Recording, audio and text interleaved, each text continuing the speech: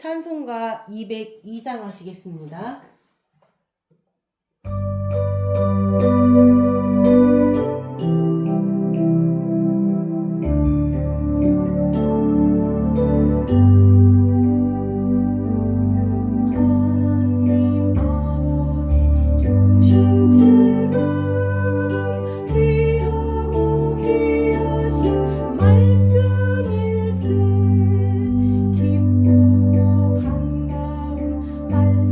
주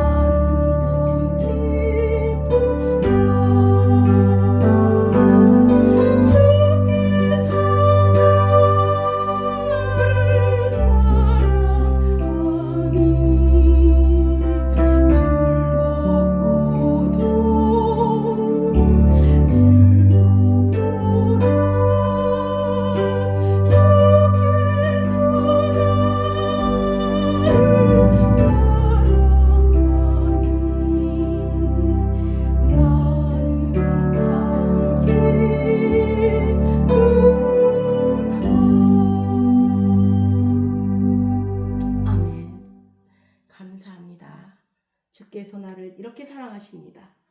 그래서 우리는 항상 희락 안에 거할 수 있는 겁니다. 여러분에게도 하나님이 주시는 희락이 그 안에 머물기를 주님의 이름으로 축원합니다. 오늘은 아브라함 두 번째입니다. 창세기 12장 10절에서 17절입니다. 그 땅에 기근이 들었으므로 아브라함이 애굽에 거류하려고 그리로 내려갔으니 이는 그 땅에 기근이 심하였음이라. 그가 애굽에 가까이 이르렀을 때에 그의 아내 사라에게 말하되 내가 알기에 그대는 아리따운 여인이라. 애굽 사람이 그대를 볼 때에 이르기를 이는 그의 아내라 하여 나는 죽이고 그대는 살리리니 원하건대 그대는 나의 누이라 하라. 그러면 내가 그대로 말미암아 안전하고 내 목숨이 그대로 말미암아 보존되리라 하니라.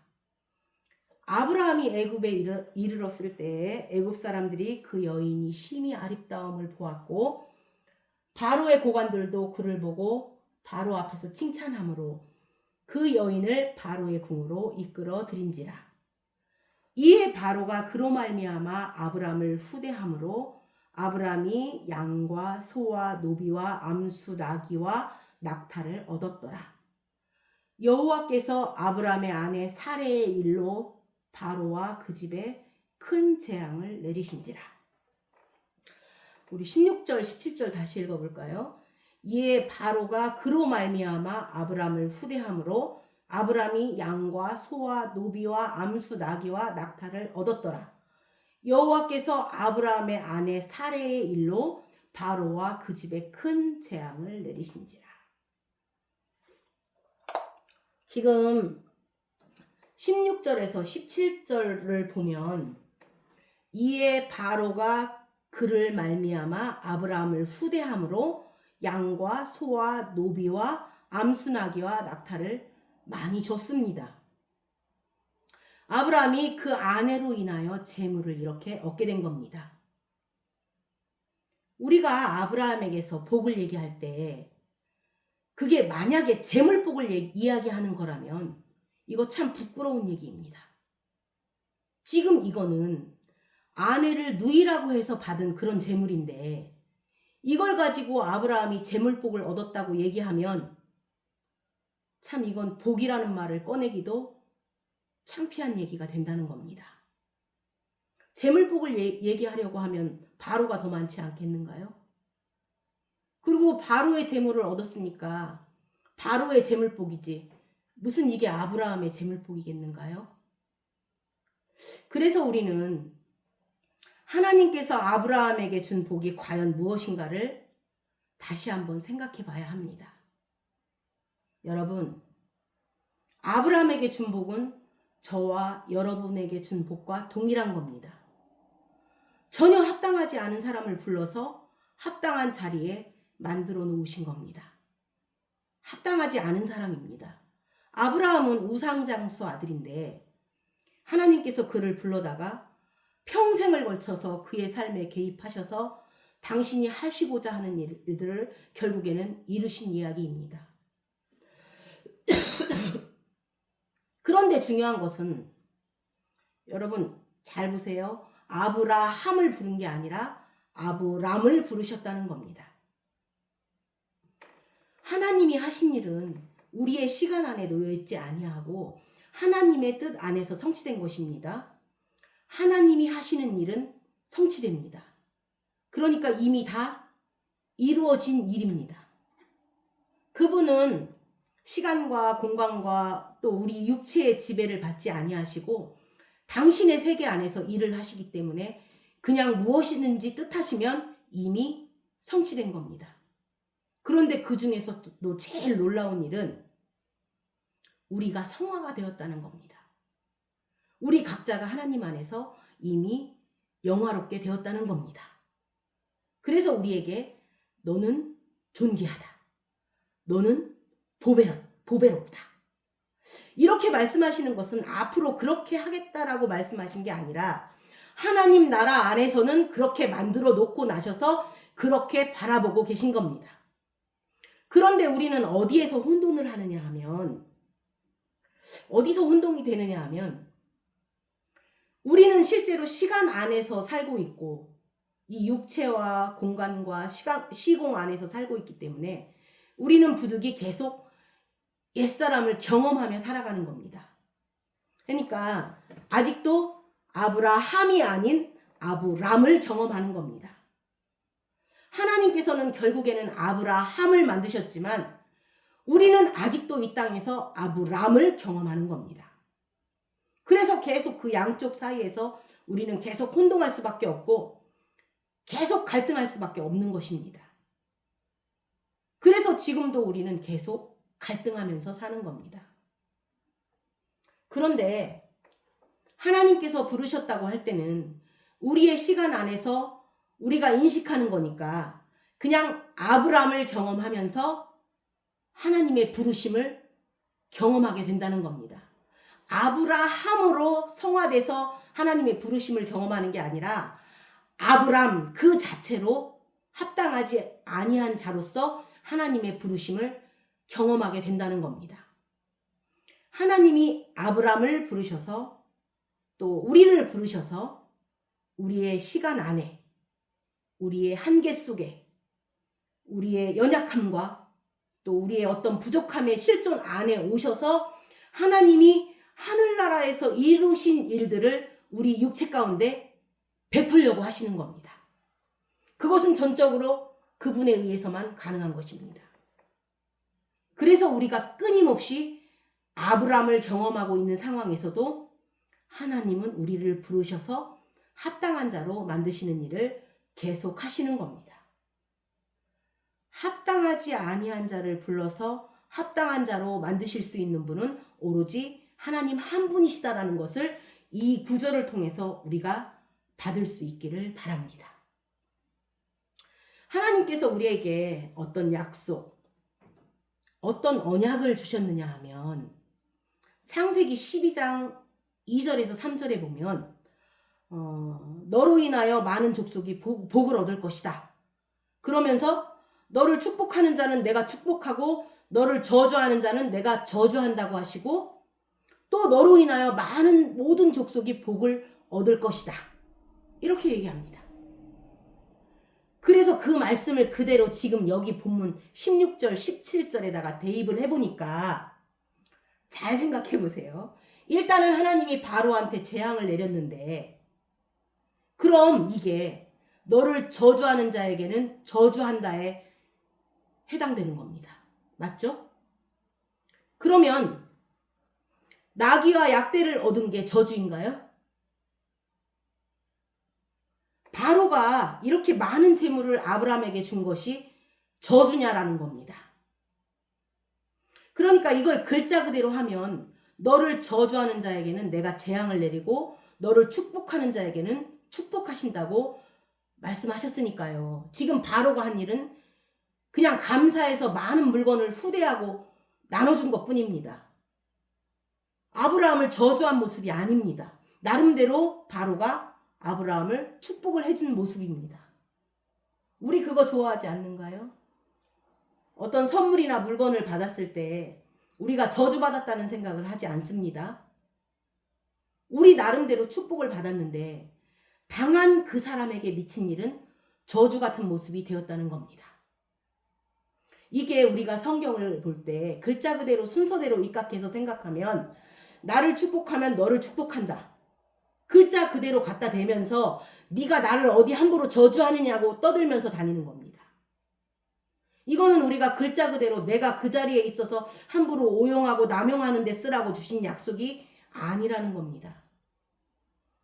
하나님께서 우리에게 주신 약속은 순서가 먼저 너로 인하여 모든 족속이 복을 얻게 되는 그 상태, 바로 우리를 그 상태로 만들어 놓았을 때를 말하는데 그 상태를 다른 말로 설명한 즉슨 예를 들어서 하나님 입장에서 볼 때 내가 너를 어떻게 만드는가 하면 내가 너의 인생에 개입하고 너의 삶 속에서 끊임없이 파고 들어가서 함께 동행함으로 너로 인하여 많은 사람이 복을 얻게 되는 그 자리에 너를 놓게 되는데 그 상태를 다른 말로 설명하자면 너를 축복하는 자는 그 자체가 축복이고 너를 축복하지 아니하는 자는 그럼 무엇이 되겠는가요?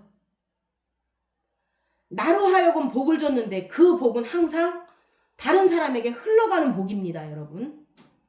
그러면 나를 축복하는 자는 내가 이런 복을 가지고 있다라는 것을 알고 그 복을 함께 누리는 자들을 말하는 것입니다. 그 자체가 축복이고 이렇게 복을 나눠주는 자에게서도 복을 누리지 못하는 것이 축복의 상태가 아닌 저주라는 겁니다. 그러니까 이거는 조건이 아니라 바로 나의 상태의 결과입니다. 하나님께서 우리를 어떤 상태로 만들어 놓을 것인가 하면 바로 너로 인하여 많은 사람이 복을 얻을 것이고 그리고 그 복을 누리는 자는 축복이고 그 복을 누리지 아니하는 자는 축복이 아닌 저주다라는 겁니다. 여러분 보세요. 아들을 보낼 텐데 아들의 이름을 믿지 아니하는 것이 심판이고 아들의 이름을 믿는 것이 축복이다라는 말씀과 같은 맥락입니다.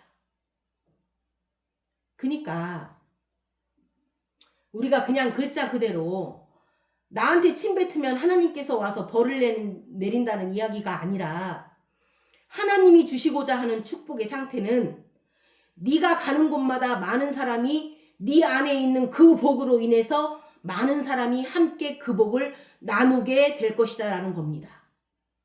그리고 그 약속은 곧 여기 앉아 있는 저와 여러분에게 한 것이다 라는 겁니다. 하나님께서 부르신 자에게는 반드시 그 일을 할 것이다 라는 겁니다. 그런데요, 다시 그 13절을 보겠습니다. 13절을 보겠습니다. 13절에 보면 원하건대 그대는 나의 누이라 하라. 그러면 내가 그대로 말미암아 안전하고 내 목숨이 그대로 말미암아 보존되리라 하니라. 벌써 이 구절을 읽으면서 여러분 정도 되면 뭐가 문제가 되는지 여러분이 설교는 못해도 이해는 하시리라 생각합니다만 지금 이 사람에게서 지금 무슨 말이 큰 모순인가요? 여러분, 우리가 안전하고 우리가 보존되고 우리가 목숨이 보존될 수 있는 것은 오로지 하나님으로 인해야 되는 겁니다. 내가 너에게 복을 주겠다라는 그 복을 가진 상태가 될 때는 그 사람의 모든 것, 그 복과 그가 안전할 수 있고 그가 평강을 누릴 수 있는 모든 것은 하나님 한 분만으로 인해야 되는 상태를 말하는 것입니다. 그죠? 내 주변에 이런 사람들이 있고 내가 이런 것을 물려받았고 이런 것을 가지고 있어서 되는 것이 아니라 또 이런 일이 나에게 안 벌어져서 내가 안전한 것도 아닙니다. 또 이런 일이 나에게 베풀어져서 안전한 것도 아닙니다. 오롯이 살아계신 하나님이 나와 함께 해주시기 때문에 안전하고 보존할 수 있는 겁니다. 하나님께서 주시고자 하는 그 복된 복이 뭐냐면 그 복을 가진 사람은 항상 지금 나의 나된 것은 또 내가 이곳에 있을 수 있는 것은 또 내가 여기서 찬송할 수 있는 것은 바로 하나님으로 인하여입니다라는 신앙의 간증이 있습니다. 이전에는 지금 아브라함의 말처럼 그대로 인하여였습니다. 그전에는 그녀 때문이었고 그전에는 그이 때문이었는데 이제는 하나님 한 분으로 인하여라는 신앙을 가진 상태가 가장 복된 상태다라는 겁니다. 그런데요, 이제 그런 복을 주는 사람이 기근을 당하고 있는 겁니다. 10절에 보면 그 땅에 기근이 들었으므로 라고 나옵니다. 그 복을 줬는데 그 땅에 갑자기 기근이 있습니다. 하나님께서 나에게 복을 주시고 젖과 꿀이 흐르는 땅, 가는 곳마다 나눔을 경험할 수 있는 그런 복을 약속하셨는데도 불구하고 그 복을 받은 자가 제일 먼저 직면한 문제가 지금 기근이라는 겁니다. 여러분, 성경에는 그런 사람들의 이야기가 줄줄이 있습니다. 요셉 같은 경우는 순종했더니 기다리고 있던 것은 구덩이였습니다. 많은 사람에게 하나님의 언약이 다 나눠집니다. 하나님께서는 아브라함에게만 언약을 하신 게 아니고 우리에게도 수도 없이 언약을 해주셨습니다. 말씀을 통하여 각자의 심령에 말씀하셨습니다. 그런데 그런 사람에게 제일 먼저 나타나는 것이 기근이었다라는 겁니다. 그래서 이런 생각을 합니다. 우리가 요거보다 좀 하나님을 보는 수준이 깊어지면 하나님께서 뭔가 뜻이 있어서 기근을 설정해 놓으셨다 라고 생각할 수 있다는 겁니다. 그런데 그렇게 얘기하고 싶지 않다는 겁니다. 예를 들어서 잘 들으세요. 하나님께서 어떤 뜻이 있어서 우리 찬미집교회에 갑자기 어떤 기근을 허락해 버리셨다고 보면 엄청난 아픔과 고통과 재난을 허락하셔서 그 일을 통해서 하나님께서 하시고자 하는 일을 달성한다고 우리가 쉽게 해석할 때가 많습니다. 그런데요. 하나님께서 찬미집교회에 갑자기 우리가 말하는 어떤 기근을 주셨는데 신기하게도 그 기근 속에서도 그 기근 안에서도 오히려 축복을 누리는 사람들이 있더라는 말입니다. 그러니까요, 그게 기근이라고 딱 싸잡아서 얘기할 수만은 없다는 겁니다. 그러면 그렇게 얘기할 수 없다면 이거는 하나님이 허락한 거라고, 또 하나님이 일부러 우리에게 어떤 뜻을 이루시려고 허락한 것이라고 쉽게 말할 수가 없다는 겁니다. 여러분, 가뭄이 오면 풀 깎는 직업을 가진 사람들이 일자리가 줄어든다고 합니다. 비가 안 오고 가뭄이니까 그것 때문에 손해보는 사람이 있다는 겁니다. 그런데 또 그 가뭄 때문에 산에 불이 자주 일어납니다. 그런데 또 그 불이 나면 헬기가 뜨고 소방차가 동원됩니다. 그러면 소방대원은 일자리가 줄어들 일이 줄어드는 겁니다. 가뭄으로 인해서 불이 나니까 정원사들은 줄어드는데 소방사들은 바빠지고, 그렇죠. 시간의 수당도 받으면서 매우 바쁩니다. 그러면 어떤 사람에겐 기근이, 어떤 사람에게는 또 왕성한 활동이 될 수 있다는 겁니다. 또 볼까요? 가뭄에는 우산 장사가 안 됩니다.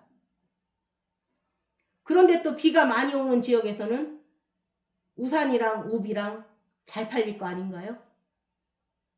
또 더우면 냉면이 잘 팔릴 것이고, 또 추워지면 칼국수가 잘 팔릴 겁니다. 그러니까 거기서 동시에 어떤 사람에게는 이게 기근이 되는데, 동시에 똑같은 일이 어떤 사람에게는 기근이 아닌 좋은 일이 될 수도 있다는 겁니다. 그럼 이것에 대해서 우리가 보편적으로 싸잡아서 하나님께서 이 공동체에 무슨 뜻을 가지고 일을 허락하셨다고 쉽게 이야기를 할 수가 없는 것입니다. 중요한 것은 하나님께서는 모든 일에 대해서 당신의 일을 나타내기는 하시는데 그 과정을 우리가 잠깐 볼 수 있어야 합니다. 요한복음 9장 3절을 보시겠습니다.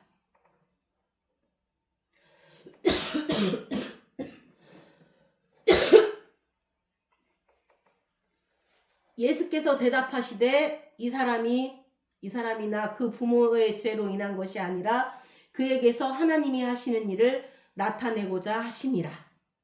지금 이게 어디 배경인지는 아시죠? 예수님께서 길을 지나가시다가 어떤 사람을 봤습니다. 소경을 봤는데 날 때부터 소경된 사람이었습니다. 그런데 날 때부터 소경된 걸 가지고 제자들이 물어봅니다. 이게 누구의 죄인가요? 부모의 죄인가요? 이 사람의 죄인가요? 이 질문에 대한 예수님의 대답이 지금 3절입니다.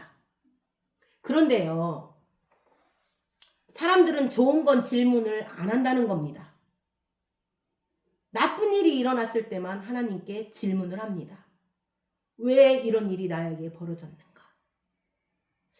예를 들면 지나가다가 갑자기 옆에서 차가 박아가지고 갑자기 오른쪽 뼈가 부러졌는데 이것 때문에 몇 달 동안 일을 못하게 되었다고 하면 하나님 왜 그 많은 사람 중에서 나에게 이런 일이 벌어졌냐고 기도할 거 아닌가요? 물어볼 거 아닌가요? 그죠? 그런데 우리는 동시에 옆에 사람이 와서 나를 안 박은 거에 대해서는 질문하지 않습니다. 하나님 왜 저 사람은 차를 박아서 차가 다 찌그러졌는데 왜 나는 여기서 교통사고를 안 당하고 무사히 집까지 운전해서 왔냐고 기도해 본 적 있으신가요? 아마 없을 겁니다. 우리는 좋은 일에 대해서는 기도를 안 합니다. 우리는 좋은 일에 대해서는 하나님께 질문을 안 합니다. 우리는 내가 원하지 않았던 일이 일어났을 때 맹렬하게 그분께 질문을 퍼부어댑니다. 왜 나에게 이런 일이? 여러분, 우리는 한 번도 하나님 어떻게 오늘 아침에도 동쪽에서 해가 떴습니까는 안 물어봅니다. 또 정월보름에 보름달이 왜 뜨냐고 질문 안 합니다. 왜요? 당연히 그런다고 생각합니다. 그런데 우리가 별로 원하지 않는 일이 벌어졌을 때는 질문을 하는 겁니다. 왜 이런 일이 우리에게 일어났는가 질문을 합니다. 그런데 그런 질문에 대해서 하나님께서는 어떻게 대답하시냐를 보는 겁니다. 지금 3절을 통해서. 우리 3절을 다시 보면 예수께서 대답하시되 이 사람이나 그 부모의 죄로 인한 것이 아니라 하고 나서 그 사이에 접속사가 있습니다. 지난번에도 말씀드렸지만 이 접속사는 독립적인 것입니다. 앞에 것과 뒤에 것을 나눠버리는 접속사입니다. 예를 들면 지나가다가 아줌마 나이가 50살이냐고 물어봅니다. 그러면 대답이 아니요, 51세입니다. 이렇게 대답할 수 있습니다. 그러니까 결론은 저분의 나이가 50세입니까? 라고 물었는데 이 사람이 아니다 라고 했다면 그 다음에 그분의 나이는 51세다 라고 대답하면 그 여자의 나이는 50이 아니라 51세다 라고 하는 거니까 문장이 두 개가 독립적인 게 아니라 아주 자연스럽게 이어지는 겁니다. 그런데 그쪽에서 대답을 하지 않습니다. 지금 이게 뭐냐면 저분의 나이가 50세입니까? 하고 물었더니 아니다 라고 대답을 하고는 51세라는 얘기를 안 하고 그 여자 나이는 50세가 아니다. 내가 그 여자를 사랑한다 라고 하는 겁니다. 동문서답이죠. 완전히 바뀐 거죠. 얘기가. 지금 예수님이 그렇게 대답을 하시는 겁니다. 지금 질문을 저분의 나이가 50세입니까? 라고 했을 때 저분의 나이가 50세가 아니다 그러면 그 다음에 저분의 나이는 몇 살이다 라고 나와야 되는 겁니다. 그런데 저분의 나이가 50세인가요? 했을 때 아니다 라고 하고는 내가 그 사람을 사랑한다 라고 전혀 다른 이야기를 하는 겁니다. 이분은 이 사람의 나이에 대해서 묻는 그 질문에 대해서 대답하고 싶은 의지가 없는 겁니다. 지금 바로 그런 용법으로 쓰이는 접속사인데 예수님께서는 저게 누구의 죄입니까? 라고 물어보는 사람에게 누구의 죄라고 대답하고 싶지 않은 겁니다. 그냥 우리의 질문에 대해서 네가 질문하는 건 아니다 라고만 얘기하는 겁니다. 네가 질문하는 것은 일단 질문도 잘못됐고 네가 생각하고 있는 정답은 틀린 정답이다. 여기까지입니다. 그리고는 우리의 질문에 대한 정답을 말씀하지 아니하시고 그러면서 다른 얘기를 하시는 겁니다. 그분이 우리에게 대화하실 때 하시는 그분의 용법은 우리의 질문에 성실하게 대답하는 분이 아니라 당신이 하고 싶은 말씀을 하시는 겁니다. 기도도 마찬가지입니다. 그분은 우리가 원하는 기도를 응답해 주실 필요가 없습니다. 그분은 그분이 주시고 싶은 것에만 응답하시면 됩니다. 왜냐하면 우리는 우리에게 해로운 것을 복되다라고 생각해서 그분에게 자꾸만 질문을 하고 간구하는 겁니다. 우리는 자꾸만 그분께 구합니다. 그런데 그분은 그것에 대하여 응답해 줄 필요가 없으신 겁니다. 그냥 아니다, 아니다 하고 때로는 침묵으로 일관했습니다. 그런데요, 그렇게 침묵으로 일관하는 중에도 그 와중에도 그분은 그분이 주시고 싶은 것을 주시는 겁니다. 그분이 대답하고 싶은 걸 대답하시고 그분이 말씀하시고 싶은 걸 말씀하시는 겁니다. 우리의 잘못된 질문에 대해서 그분은 대답할 필요가 없으신 분입니다. 그분은 이 사람이 누구의 죄입니까? 라는 것에 대답하지 아니하시고 그들의 질문을 일축하시고 그분은 독립적으로 이 사람을 봐라. 나는 이 사람에게서 하나님이 하시는 일을 나타낼 것을 선포하십니다. 다른 말로 이 사람이 지금 소경입니다. 이 사람이 소경이 되었다. 보세요. 하나님이 하시는 일을 나타내기 위해서 이 사람을 소경으로 만들었다라는 말이 아니라 하나님이 하시는 일을 나타내기 위하여 이 사람이 소경이 된 것이 아니라 소경된 사람에게 오셔서 하나님이 하신 일을 나타낼 것이다 입니다. 만약에 우리가 큰 일이 생겼습니다. 그러면 하나님의 영광을 위해서 이 큰 일이 생겼습니까? 라고 묻는 질문에 그건 아니다 라고 대답하는 겁니다. 하나님의 영광을 위해서 이 일을 만든 것이 아니라 그 일이 너에게 만들어졌다면, 그 일이 너에게 이루어졌다면 하나님은 그 일이 어떤 모습이든지 간에 찾아가서 하나님의 영광을 나타낼 것이다 라는 겁니다. 그것이 가장 성실한 자세입니다. 가장 진리적인 자세입니다. 우리는 늘 왜 이런 일이 우리에게 벌어졌냐고 질문을 합니다.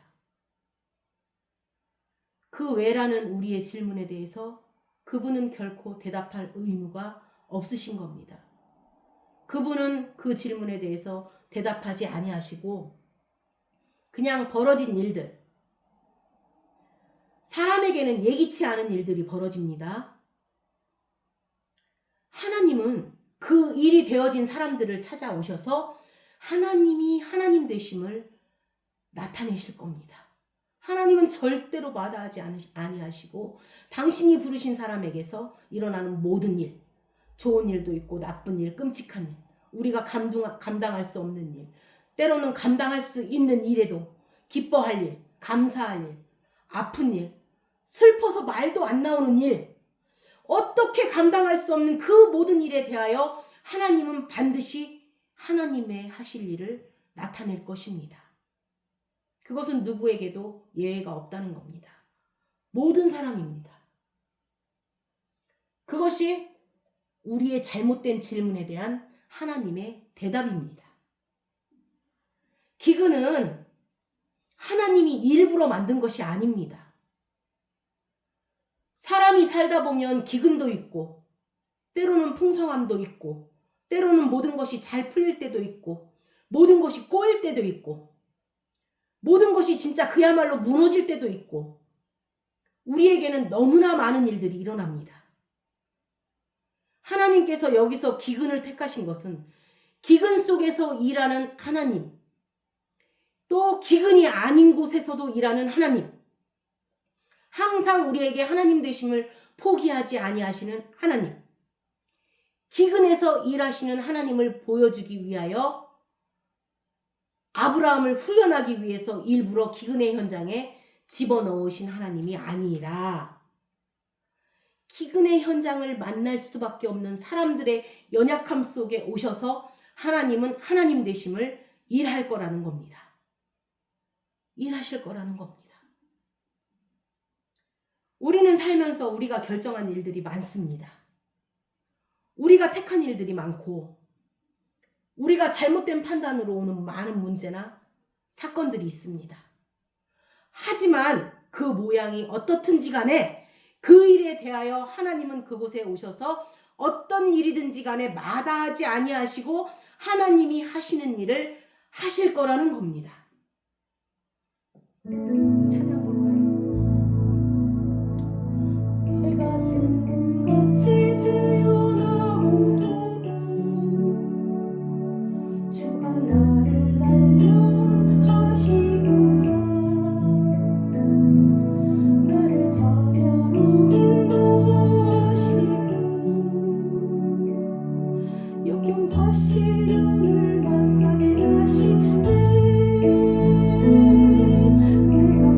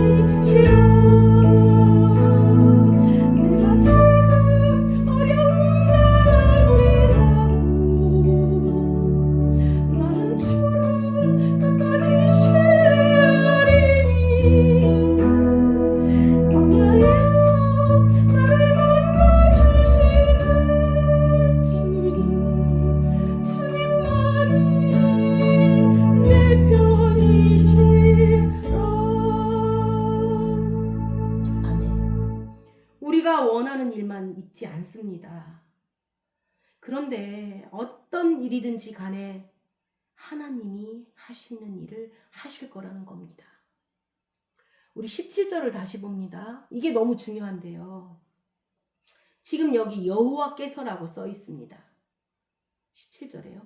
그런데 10절부터 지금까지 보니까 하나님이 하신 게 없으십니다. 하나님께서 우리의 모든 삶의 현장 속에 오셔서 당신이 개입하셔서 하나님이 하실 일을 나타내시는데 왜 이렇게 다급할 때만 오셨을까요? 갑자기 아내를 누이라고 하는 바람에 다급해졌을 때 등장하시는데 차라리 이 지경을 만들지 말고 이왕의 일을 하시려면 기근의 현장에는 왜 안 오셨는가요? 이왕이면 기근의 현장에 오셔서 즉각적으로 문제를 해결해 주면 되지 않았겠는가요? 왜 그곳에서는 개입하지 않으셨을까요? 어떤 사람들은 아브라함이 기도를 안 하고 결정해서 그렇다고 말합니다. 아닙니다. 성경에 안 써 있는 건 이게 너무 페이지가 많아서 아브라함이 기도한 건 일일이 쓸 수가 없었던 겁니다. 기근이 들어서 당장에 먹고 살 게 없는데 아브라함이 기도를 안 했겠는가요? 여러분 지금도 자기 삶의 현장에서 이 기근의 삶의 현장에서 얼마나 많은 사람들이 자기의 그 연약함과 자기의 어쩔 수 없는 문제를 놓고 무엇을 해야 되느냐, 무엇을 하고 싶다, 또 무엇이 필요하다는 문제를 놓고 모든 사람이 기도를 안 했겠냐는 겁니다. 아브라함도 기도했을 겁니다. 아브라함이 무조건 자기 머리로 생각해서 하나님의 의견에 관계없이 그냥 쉽게 결정해서 최선을 다해서 거기로 내려갔겠냐는 겁니다. 우리는 너무 쉽게 이원론적으로 나누어가지고 여기서는 기도했어야 됐다. 기도했어야 돼. 근데 안 해서 이렇게 된 거야. 이렇게 말합니다. 하나님의 뜻대로 남아있어야 했다라고 말합니다. 그런데요, 여러분, 누구는 애굽에 가고 싶어서 갔겠냐는 겁니다. 저나 여러분이 이 상황이 되면 아마도 아브라함이 걸었던 길을 거의 갔을 것이고 한두 명 빼놓고는 거의 누이로 팔았을 겁니다. 그 한두 명에 자기가 들어있다고 생각한 사람은 없으시겠죠? 교만한 사람입니다. 우리 모든 사람들이 다 동일하게 다 기도했을 거고 아브라함도 기도했을 겁니다. 그럼 아브라함이 기도했음에도 불구하고 애굽으로 내려갈 수밖에 없었던 이유는 무엇일까요? 하나님이 개입을 안 하셨을까요?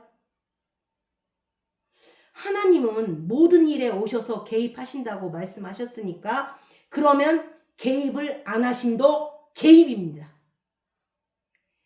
개입하지 않으심으로 하나님이 하시고자 하는 일을 나타내시는 겁니다. 우리가 기도할 때 하나님께서 한 20년 동안 침묵하는 게 있습니다. 또 한 15년을 침묵하시는 것도 있습니다. 그렇다면 하나님이 침묵하시는 일을 하고 계시는 겁니다. 여러분 그게 더 힘들어요. 말하는 것보다 침묵하는 일이 더 힘든 겁니다. 그건 더 굉장히 관여하시는 겁니다. 어쩌면 하나님께서는 그 기근의 현장에 찾아오셔서 하나님의 놀라운 뜻을 완수하기 위하여 아마 아브라함의 기도에 외면하셨을 겁니다. 아마 기도에 응답하지 않았을 겁니다. 응답하지 않으므로 하나님의 더 큰 응답을 이루시는 겁니다.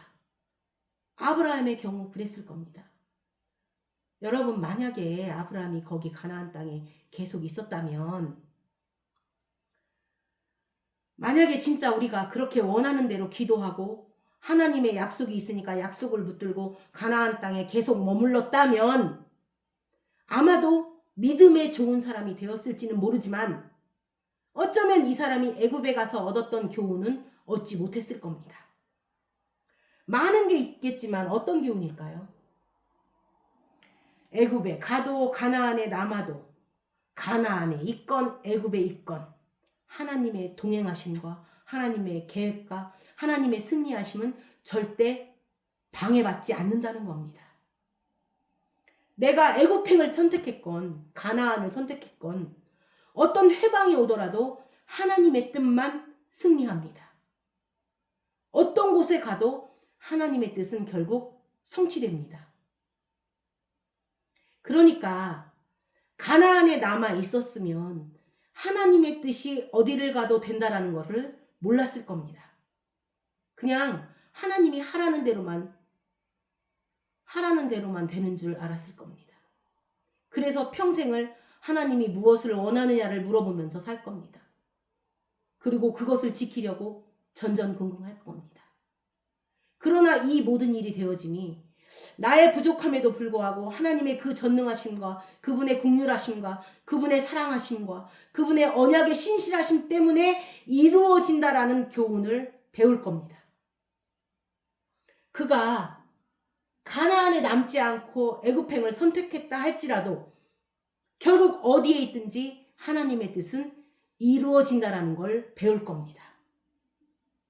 그리고 어디에 있어도 그분은 절대로 우리를 망하게 내버려 두지 아니하신다는 걸 배우는 겁니다. 우리가요, 흥하는 길에 있어서는 그걸 절대 못 배웁니다. 망하는 길에 가봐야지. 망하는 그곳에서 살아남는 자들만의 그 이야기를 할 수가 있는 겁니다. 나는 망하는 줄 알았지만 하나님은 절대로 나를 망하는 곳에 내버려 두지 아니하신다는 것을 경험하는 겁니다. 그래서 우리의 선택이 중요한 것이 아니라 우리가 어디를 가든지 동행하시는 하나님을 놓치지 아니하는 것이 더 중요합니다. 본문 11절에서 13절을 다시 보겠습니다. 그가 애굽에 가까이 이르렀을 때에 그의 아내 사레에게 말하되 내가 알기에 그대는 아리따운 여인이라. 애굽 사람이 그대를 볼 때에 이르기를 이는 그의 아내라 하여 나는 죽이고 그대는 살리리니 원하건대 그대는 나의 누이라 하라. 그러면 내가 그대로 말미암아 안전하고 내 목숨이 그대로 말미암아 보존되리라 하니라.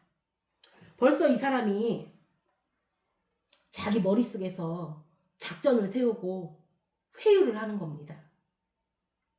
이렇게 사람이 뭔가를 작전을 세우고 이런 걸 할 때 그 기초가 자기가 그동안에 알았던 어떤 지식 같은 데서 흘러나오는 겁니다. 지금 이 사람은 죽느냐 사느냐의 상황이 있는데 쉽게 결정을 하겠는가요? 여러분, 이건 건물을 팔고 사고의 문제가 아닙니다. 지금 자기가 어떤 일을 준비하는 것은 자기 목숨이 경각에 달린 문제입니다. 여러분들은 이 문제를 너무 쉽게 보는데 이거 진짜 목숨이 왔다 갔다 하는 일입니다. 그러니까 아브라함이 얼마나 최선을 다해서 했을 거 아닌가요? 그쵸? 그런데 최선을 다해서 하는 그 기초가 어디서 비롯되었는가요? 11절에 내가 알기에입니다. 그런데 성경에서는 나중에 바울을 통해서 이렇게 얘기합니다. 바울이 로마에 있는 사람들에게 편지 쓸 때 그 사람들한테 별로 가르쳐준 것도 없고 가서 그 사람들이 본 것도 없고 그 사람들이 아는 것 같지도 않은데 2번이나 중요한 구절에다가 이런 말을 씁니다. 우리가 알거니와. 아까 아브라함은 내가 알기에였죠. 그런데 지금 바울은 우리가 알거니와 하나님을 사랑하고 뜻대로 부르심을 입은 자에게는 모든 일이 협력하여 선을 이룬다고 하는데 거기서 우리가 알거니와라고 말할 때 우리가라고 하면 일단은 먼저 편지를 보낸 자신이 알고 불특정 다수지만 누가 받든지 그 편지를 받는 그 사람에 대해서 우리가 알거니와라고 얘기를 해버린다는 겁니다. 그러면 그 우리가 알거니와는 그 2사람만이 알고 있는 것이 아니라 그 우리 안에는 참 지식의 근본이신 그리스도가 포함되어 있고 성령이 포함되어 있는 겁니다.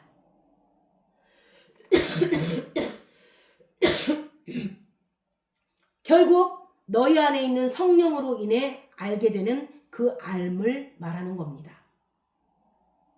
그러면 사람이 내가 아는 것에 기초해서 사는 삶과 거기서 말하는 로마서 6장 6절에 우리가 알거니와 우리의 옛사람이 예수와 함께 십자가에 못 박힌 것은 죄의 몸이 죽어 다시는 우리가 죄에게 종노릇하지 아니하려 함이니 라고 했는데, 그런데 실제로 본인이 그 십자가에 못 박혀 함께 장사되고 함께 부활했다는 것을 전혀 들어본 적도 없는 사람들, 그게 뭔지도 모르는 사람들에게 딱 너와 내가 알거니와 라고 얘기를 했는데, 그러면 여기서 알미라는 것은 누구로 비롯된, 그냥 사람들이 누구를 확인하고 무엇인가 확신을 가지고 있는 자기의 주관적 지식이나 주관적 관찰에서 비롯된 것이 아니라 하나님께서 이미 하나님의 나라에서 일을 이루시고 그 일을 이루신 모든 것을 가지고 계신 성령을 어떤 사람 안에 집어넣었다면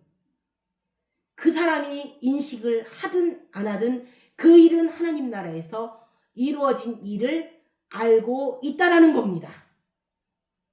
우리는 내가 확신하고 내가 기억하고 있는 것보다 하나님께서 이미 하늘나라에서 이루어진 일들을 우리 속에 집어넣어준 참된 지식이 더 많은 사람으로 살고 있다는 겁니다.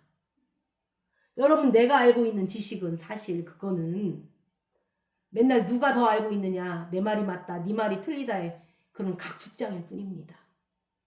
그것이 결국은 이런 갈등과 재앙과 화의 근원이 됩니다. 그런데 내가 알고 있는 지식 말고 우리가 알거니와의 일은 항상 생명으로 열매를 맺습니다. 왜요? 사람이 살면서 어떤 본능으로 사는가요? 내가 안다고 할 때는 그 사람이 이 땅에서 경주하는 것을 목적으로 삼게 됩니다. 그래서 무슨 결정을 할 때는 내가 살기 위해서 하는 건데 그건 생존 본능입니다. 그러니까 우리는 그 생존 본능으로 살다가 어느 순간에 드디어 성령이 내 안에서 역사하시면서 그 성령이 나의 법이 되어주시면서 나의 모든 관점이 생명의 관점으로 바라보게 된다는 겁니다. 그래서 생존에서 생명으로 넘어가는 겁니다. 그런데 생명으로 넘어가는 모든 이야기들은 하나님 안에서 이루어진 일들입니다. 하나님이 성취하셔야 됩니다. 그 일들은 내가 안다고 하기 전에 우리가 알거니와 하나님께서 이루시는 일이라는 겁니다. 여러분, 내가 아니라 하나님입니다. 내 힘으로 안 되는 일 하나님이 해결하셨고 내 모든 계획 하나님 뜻대로 아름답게 이루셨네. 내게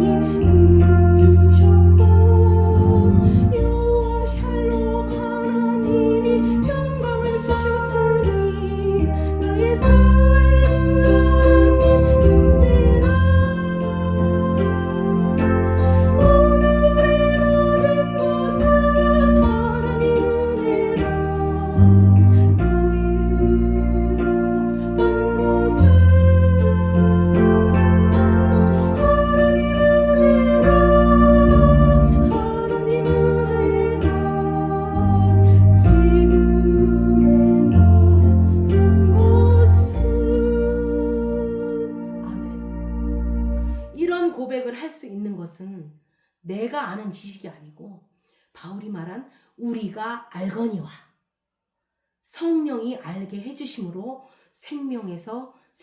생존에서 생명으로 넘어간 사람들이 할 수 있는 고백입니다. 로마서 8장 28절에서 30절을 보시겠습니다. 28절에 우리가 전혀 상상할 수 없었던 일을 나보고 안다라고 이야기합니다.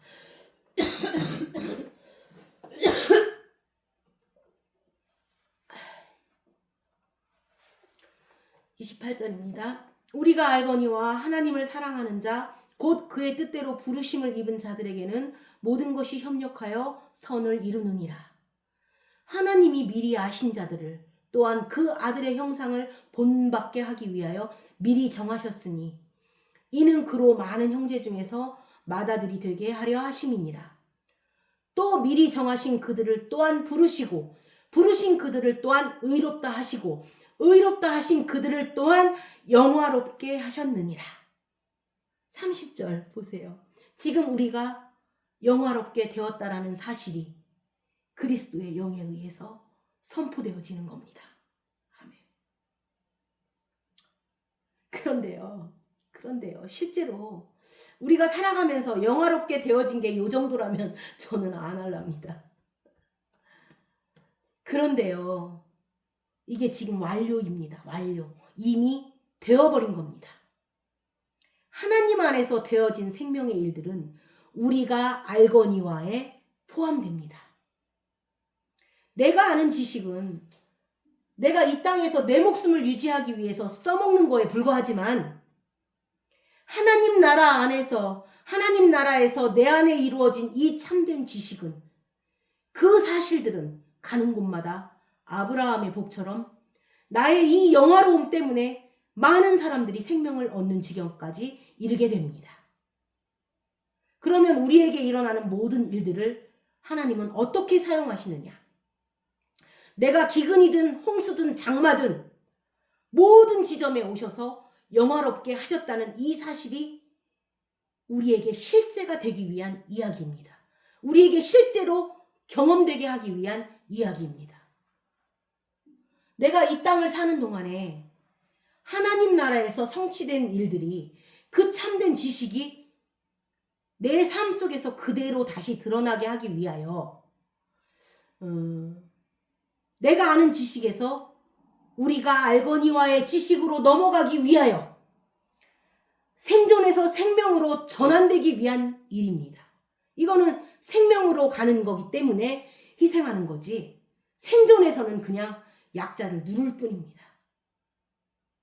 생명에서는 자기를 낮추고 자기가 썩어서 거름이 되고 열매를 맺히고 타인을 위해서 희생을 하게 되는 겁니다.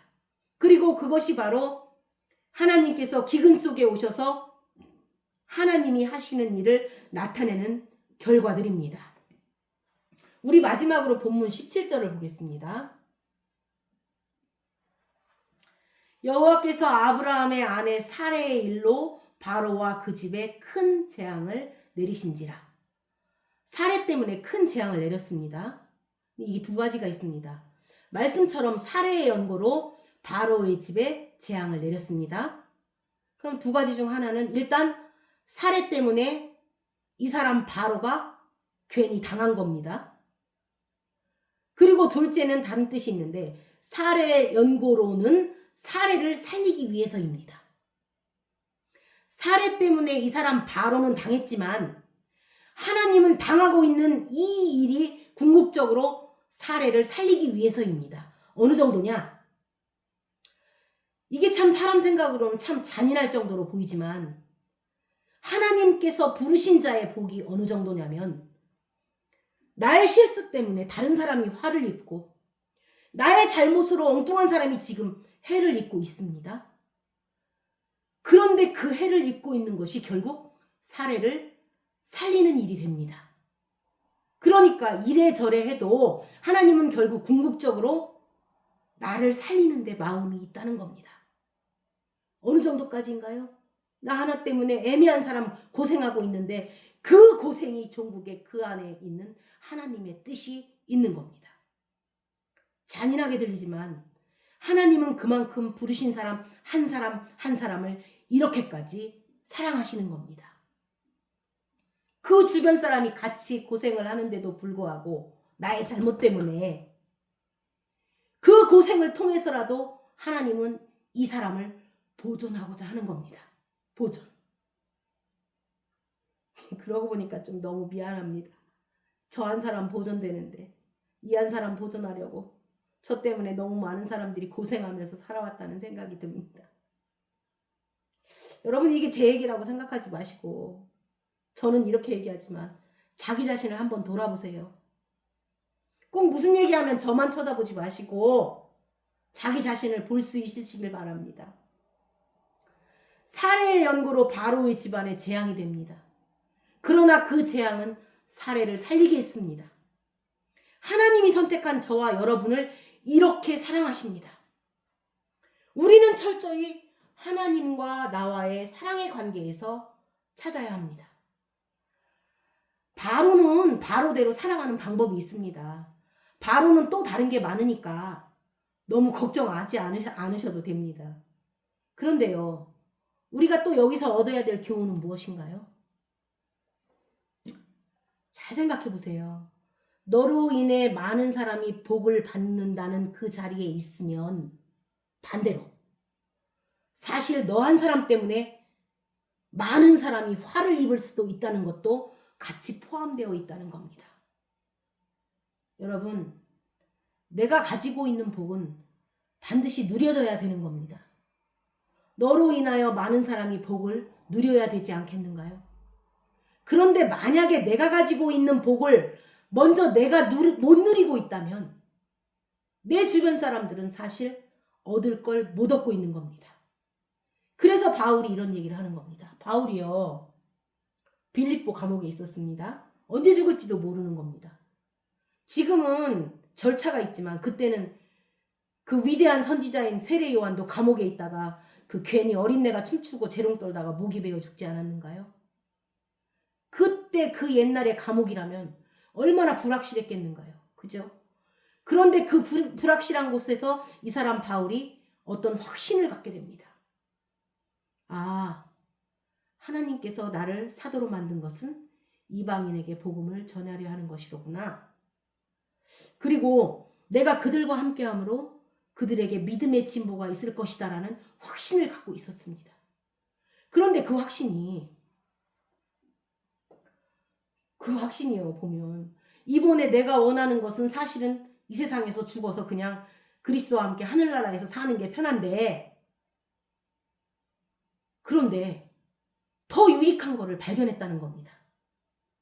내가 육신의 거함으로 그들의 복음의 진보와 함께 가는 것이 좋다라는 생각을 한 겁니다. 이게 지금 아브라함의 복을 본인이 느낀 겁니다. 아브라함에게 준 복은 나누는 복이었습니다. 네 안에 머무르는 복이 아니라 그 생명 가운데 있으면 그 생명은 계속 흘러가는 거라는 걸 바울이 깨달았습니다. 그것 때문에 이 감옥에서 내가 살아나갈 것이다라는 걸 확신하게 되는 겁니다. 그게 여기 있습니다. 빌립보서 1장 23절에서 26절을 보시겠습니다.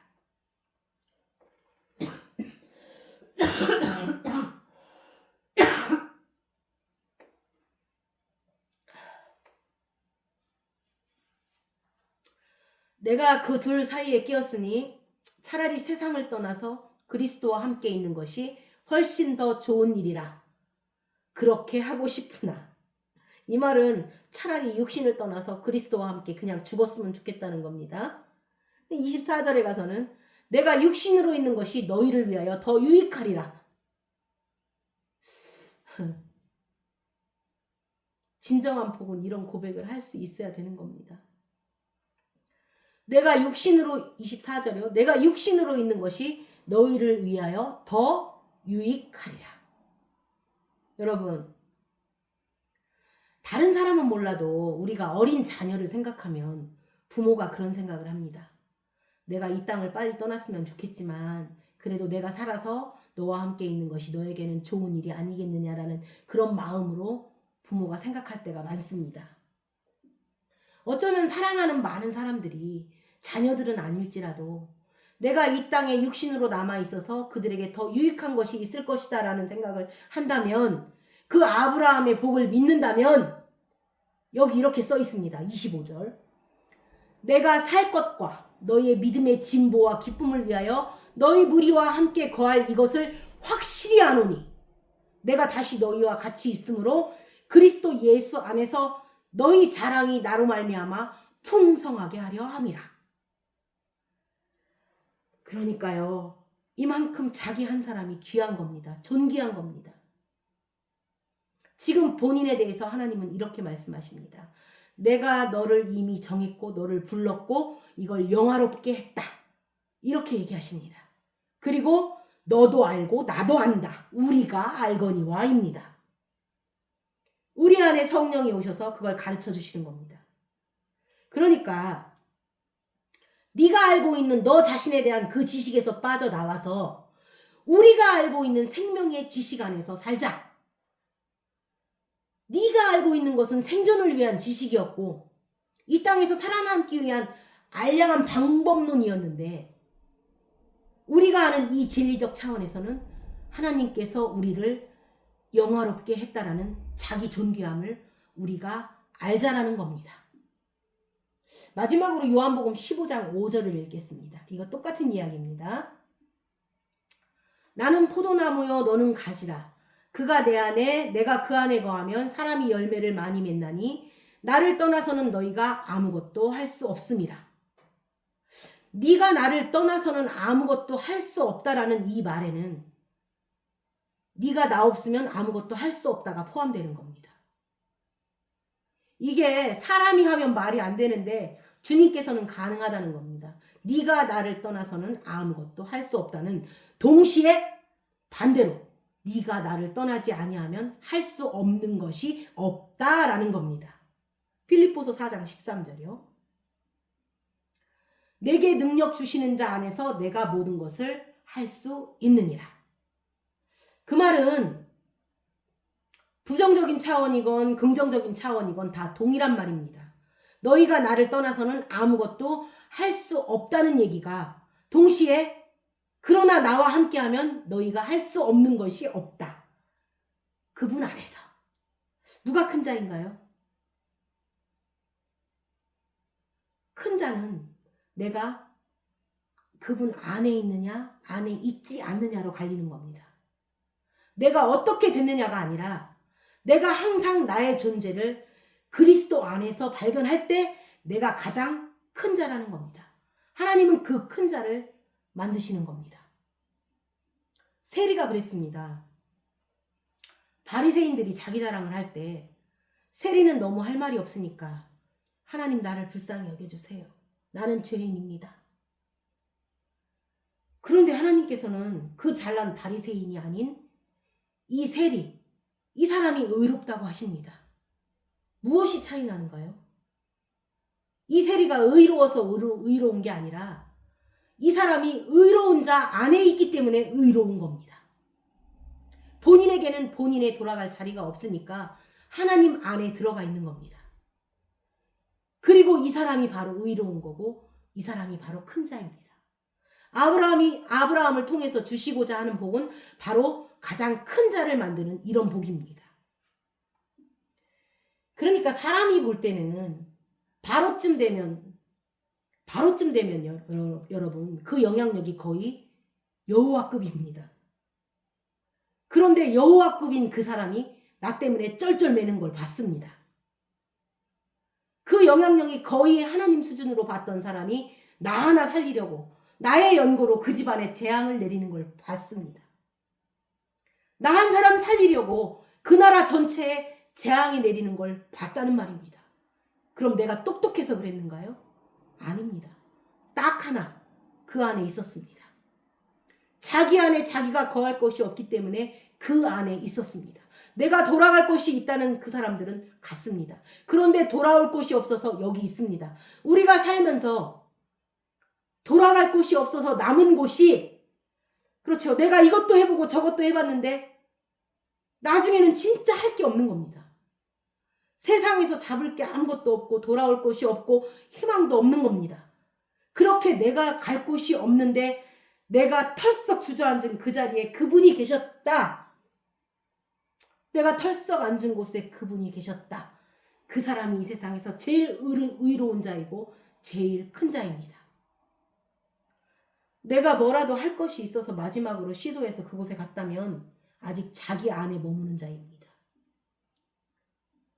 내가 갈 데가 없었고 더 이상 할 것도 없고 할 수도 없고 도와줄 사람도 없고 갈 곳이 없어서 그냥 그 자리에 있었는데 그곳에 하나님이 계셨다면 그곳이 가장 의로운 자리고 정죄함이 없는 곳이고 그곳이 하나님께서 나를 의롭다고 하시는 자리입니다. 그래서 아브라함에게 주는 복은 기근의 현장에서 경험되어지는 겁니다. 자기는 기껏해야 아내를 누이라고 속일 수밖에 없는 그런 존재였습니다. 손에 쥐어진 것도 없고 재산도 없고 이국 땅에서 할 수 있는 게 아무것도 없었습니다. 그래서 자기가 할 수 있었던 거는 거짓말하는 것밖에 없었습니다. 그거 하나밖에 없었습니다. 그런데 그 사람은 그 자리에서 의로워졌습니다. 그 자리에서 큰 사람이 되었습니다. 그 사람 하나 살리려고 왕의 집안에 재앙을 내리실 정도였습니다. 하나님이 함께 계시면 두려울 게 없다는 겁니다. 그 큰 자를 만드시는 복이 바로 아브라함에게 주신 복이고 그 복이 바로 우리에게 주신 복이라는 겁니다. 그러면 여러분 이제 나는 지금 기근이다로 시작을 합시다요. 주변을 돌아봐도 나는 기근이다. 그냥 고백을 하세요. 괜찮아.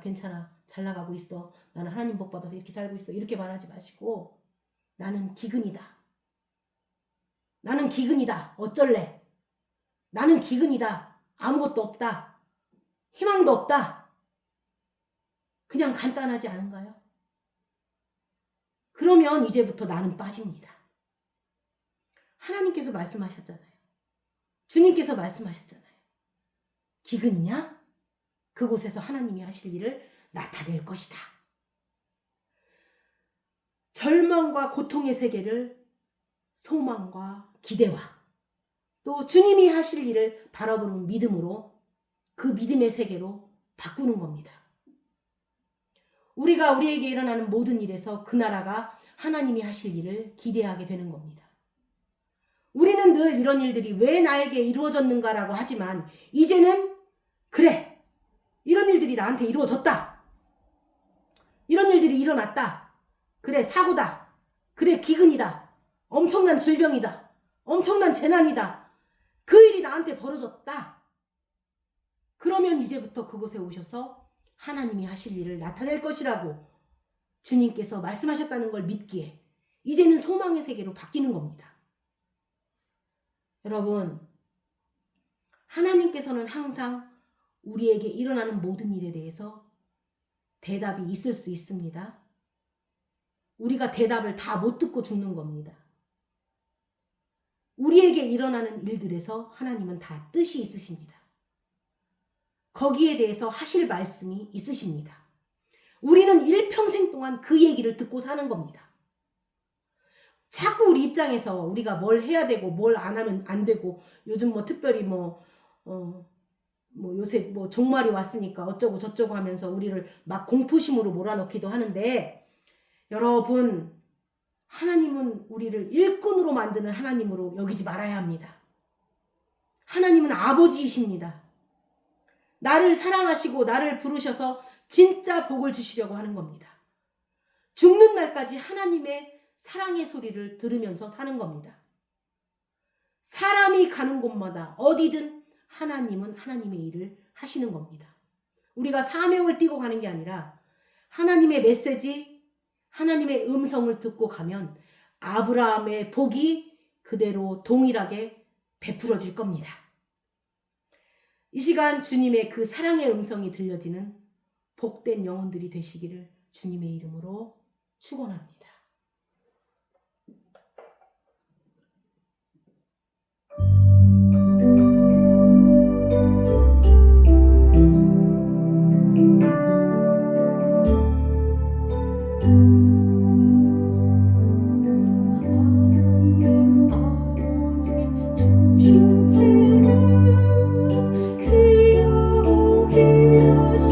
말씀일세 깊은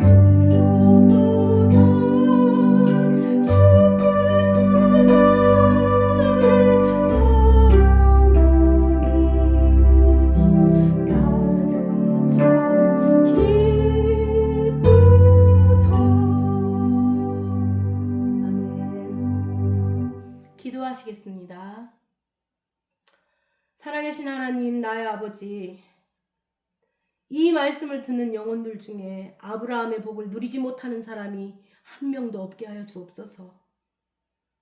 우리가 그 복을 누릴 수 있는 것이 우리가 합당해서가 아니라 하나님이 우리를 사랑하시고 불러주셔서 되는 일인 줄 믿사오니 우리의 일평생이 당신의 긍휼함에 기인해서 살게 하시고 우리가 우리의 사방을 둘러봐도 나를 도우실 이는 하나님 한 분밖에 없다는 고백을 하게 하시고 당신 앞에 전부 내어드리는 삶을 살게 하여 주옵소서. 내가 아무것도 나를 위해서 할 수 있는 일이 없을 때, 이 어려움의 현장에서 빠져나갈 힘이 나에게 전혀 없을 때, 오히려 그곳이 만군의 여호와의 이름을 부르는 곳이고 그곳이 나에게 주신 주 예수 그리스도의 이름을 부르는 곳인 줄 믿사오니 우리 모든 삶의 현장이 하나님의 이름을 부르는 곳이 되게 하시고 예수 그리스도를 만나는 곳이 되게 하여 주시고 하나님의 언약이 나타나는 곳이요 하나님이 하시는 일들이 나타나는 일이 되게 하여 주옵소서. 우리에게 닥치는 모든 일들이 하나님이 되시는 자리가 되게 하시고 그리스도가 내 안에서 생명으로 역사하는 자리가 되게 하시고 참된 복이 내 안에서 누려지는 것만이 아니라 나로 인하여 모든 족속이 복을 받는 일이 되게 하여 주옵소서. 우리에게 내가 원하지 않았던 끔찍한 일이 벌어졌다 할지라도 그것은 하나님이 하나님 되심을 믿사오니 우리 인생에 일어나는 모든 사연들이 하나님이 하나님 되심이 드러나는 그런 자리가 되게 하여 주옵소서. 우리가 애통하며 갈급하며 심령이 가난해질 때 오히려 하나님의 현존하심과 하나님의 나를 사랑하심이 충만하게 드러나는 자리가 되게 하여 주옵소서. 감사드리며 예수 그리스도의 이름으로 기도드렸습니다. 아멘.